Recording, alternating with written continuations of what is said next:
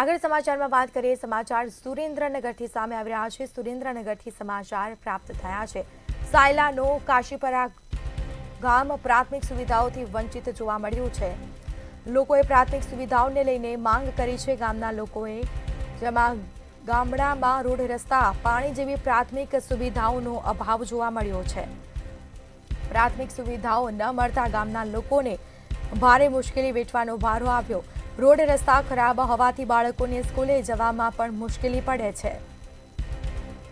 તો આ દ્રશ્યો મેં આપને બતાવી રહ્યા છે। રોડ રસ્તાની હાલત બદતર છે। તંત્ર દ્વારા રોડ રસ્તાઓ પર થીગડા મારીને માત્ર સંતોષ માનવામાં આવે છે। પ્રાથમિક સુવિધાઓ નહીં મળે તો વિસાવદર વાડી કરવાની પણ ચીમકી ઉચ્ચારી છે।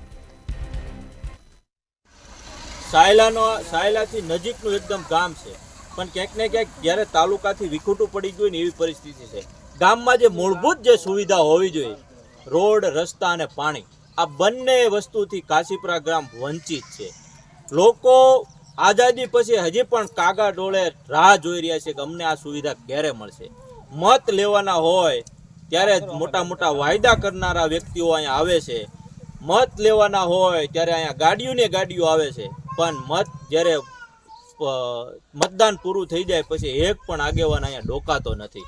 મારું નામ પટેરિયા માત્રાભાઈ મોતીભાઈ, હું કાશીપરા દૂધ ઉત્પાદક સહકારી મંડળીનો મંત્રી છું। અમારે ખાસ તકલીફ મેન રસ્તાની છે। રસ્તાના હિસાબે અમારે કોઈ વાહન કે વ્યવહાર કાંઈ આવતું નથી કોઈ બસની કાંઈ સુવિધા થતી, જેથી કરીને છોકરીઓને કે વિદ્યાર્થીને સ્કૂલે જવાનું પણ ઘણી ડ્રોપ આઉટ બંધ કરી દેવું પડે છે। જે અહીંથી ને 1 થી 8 ધોરણ 9 ધોરણ 8 ધોરણ છે, પછી 9, 10 અમારે પણ બંધ પણ કરી દેવું પડે છે, જેથી કરીને દીકરીઓને આવવા જવામાં તકલીફ પડે છે। અમારો રસ્તો ખાસ થાય એવું અમારું ખાસ માગણી છે। અને આ લગભગ 10 થી 15 વર્ષથી રસ્તો અમારો તૂટી ગયેલો છે। ઘણી જગ્યાએ સરપંચે બધા રજૂઆત પણ કરી છે। સરપંચે અમારી હારે આવીને પણ રજૂઆત કરી, કોઈ પણ રસ્તો કોઈથી બનતો નથી। હા, વધાર આપે છે કે ભાઈ તમારો રસ્તો આ ટાઈમે બની જશે, કેટલો ટાઈમ બને, ભાઈ હજી કોઈ દિવસ રસ્તો બન્યો નથી। અને અમે એ રસ્તાની રાહ જોઈને બેઠા છીએ, જો રસ્તો થાય તો જેથી કરીને બસ આવે ને અમારે છોકરીઓ કે છોકરા સ્કૂલે, જેથી કરીને છોકરીઓ સ્કૂલે જતી બંધ ન થાય, એ અમારી ખાસ માગણી છે।